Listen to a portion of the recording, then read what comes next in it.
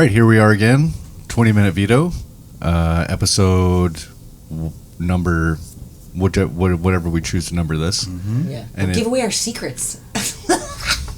Secrets and lies. I've seen too much MasterChef or whatever. It's like it's okay to see how the souffle is made,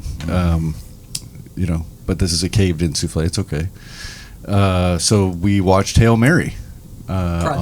Project Hail Mary. Myself, Sean, Heather, and Zach. Hey, our best buddy here. On Zach's recommendation, This is a new film as of a couple of months ago, I believe. Yep.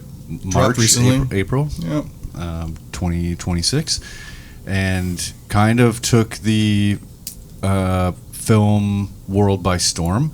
I'd never heard of this. I didn't know any big sci-fi drama or epic or just kind of one of those almost, it is a summer blockbuster. I know we're still in May, but they kind of in the early 2000s, I feel like Spider-Man pushed the summer blockbusters, beginning of season into May.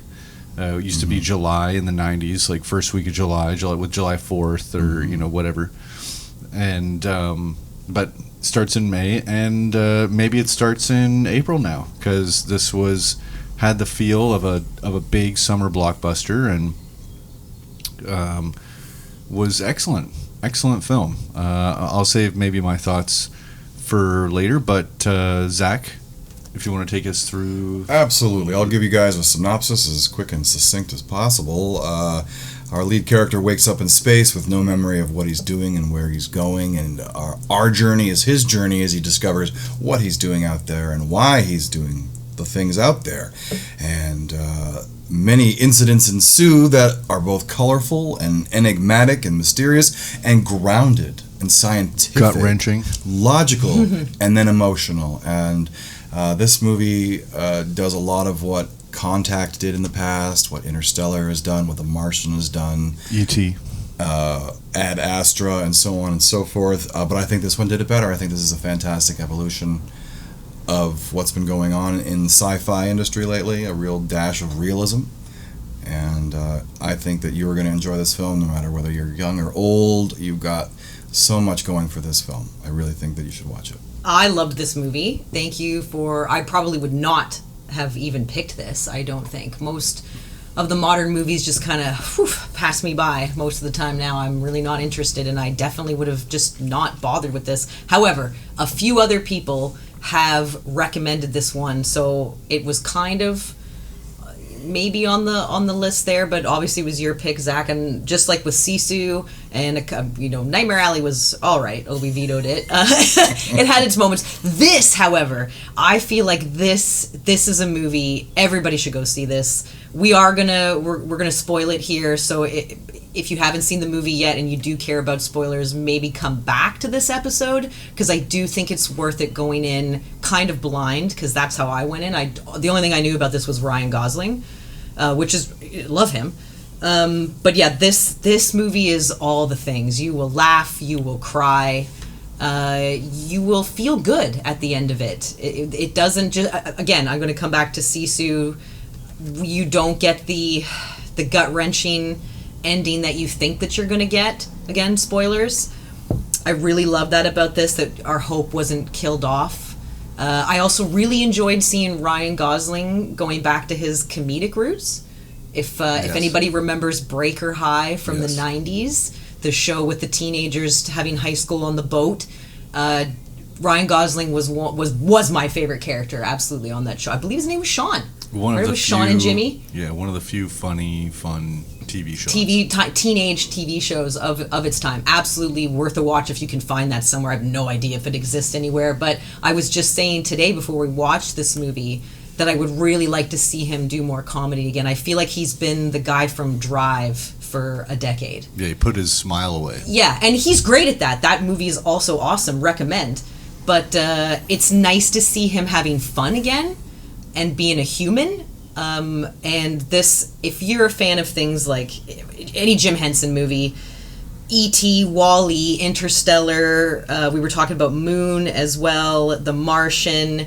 I really feel like, this really had a Jim Henson feel to it. I loved this. I totally cried. I bawled my eyes out 2 or 3 times. We had to take a break before we recorded this episode, yes. Whoever's listening, because we were all feeling a little emotional about it, because it really does...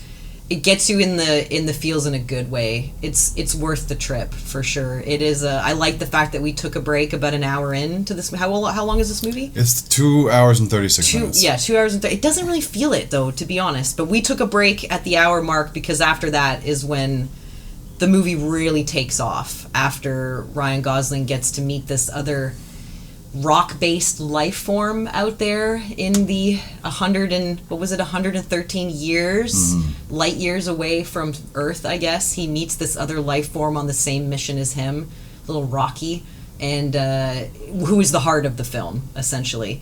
And it's awesome. Go see it. Don't wait. Go see it. Go see it in the theaters or rent it on streaming, however you want to watch a feel-good movie that will make you cry. Bring the tissues. Thumbs up for me. Worth a watch. 100%. Maybe the best movie that I've seen this year so far. From the new ones, I'd say. Yep. Excellent, solid film. Also pulled on the old heartstrings there for myself because Heather and I had a cat for many years, and Zach knew this cat as well, very well. His name was Rocky. There you go. And this really spoke to me and got me because I was working from home for 10 years. So, that cat, Rocky, and his brother Rolly, a little dog, were my little co-pilots. And, a lot of conversations had between the three of us, no one speaking really the same language. And, we were a family, and we were, close-knit brothers, and they were my guys, and a lot of that was on display here in this movie, and I really give it to Ryan Gosling. Ken in space is... Oh, right, he's Ken, right. Very powerful, and, Glip Glorp there being just like a tennis ball on a stick or whatever he's looking at.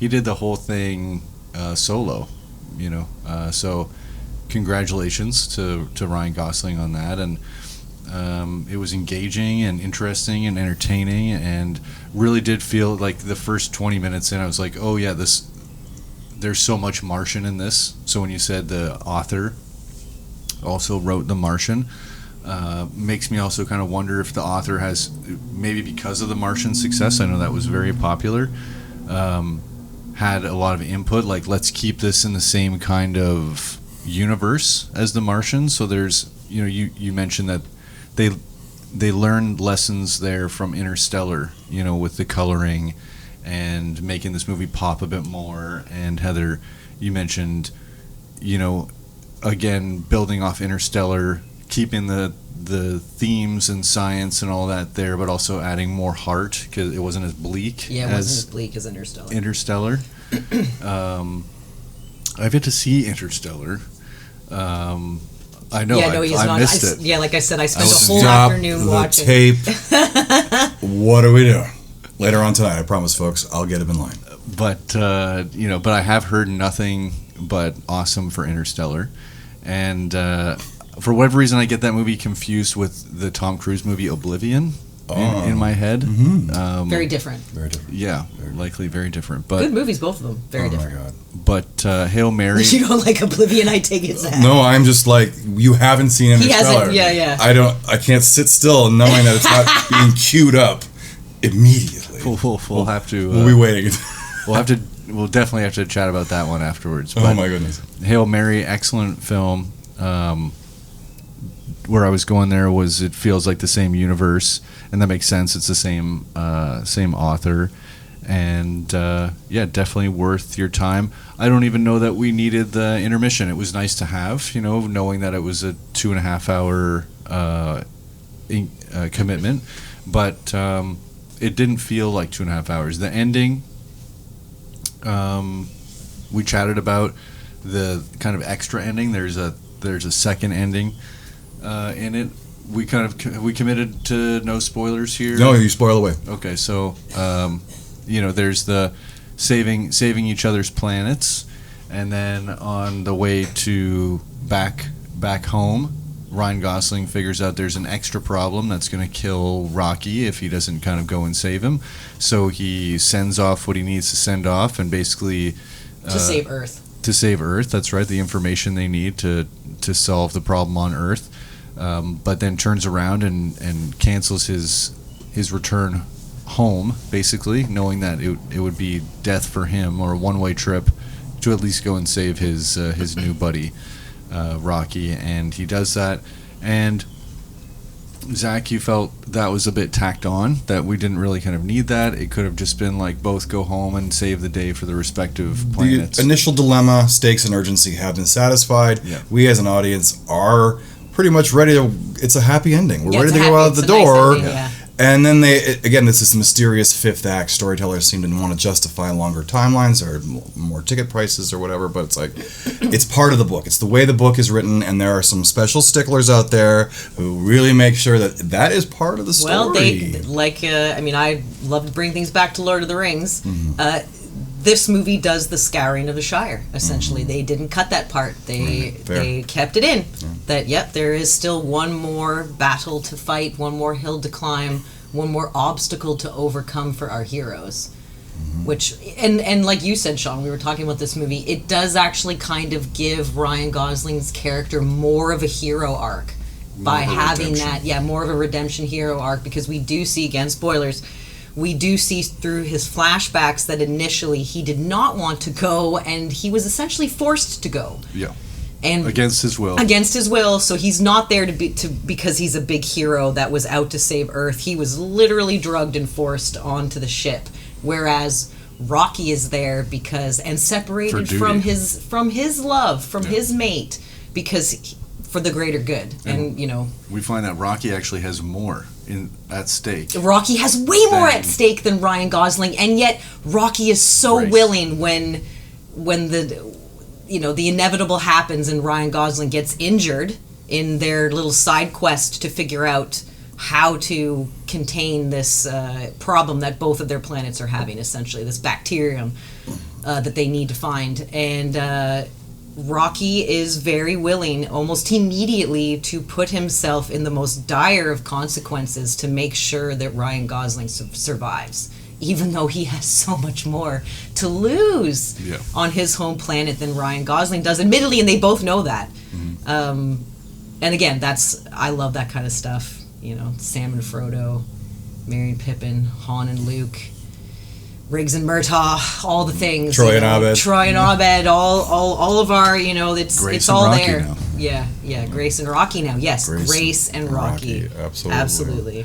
I have a couple of points that I want to bring out. After taking 3 different groups of people to see this in the last week or so, you definitely give it another viewing if you get the opportunity. It's worth a rewatch. It's a little long, and God forbid you turn your head for a second, you might miss something critical. One of the things that is really difficult to do in a movie is convey the learning of a new language, or how building a relationship takes time. And one of the best examples for me is in a slanderous film called The 13th Warrior, where Banderas learns the language of the Vikings, and it's done over a montage by the fire. This one cuts right to it in a quick, he goes, we learned 200 words. Yeah. And that would have taken months, or a standard of time that we don't have time for. Keeping that pacing rocking and rolling. Thank you for bringing up the 5th act issue, because if it's a durational thing, no, it's part of the book. Yeah. And if we do get to Interstellar today, you'll see one of the same issues. The other thing is that I would have loved a love scene between the East German and him after she sings the song.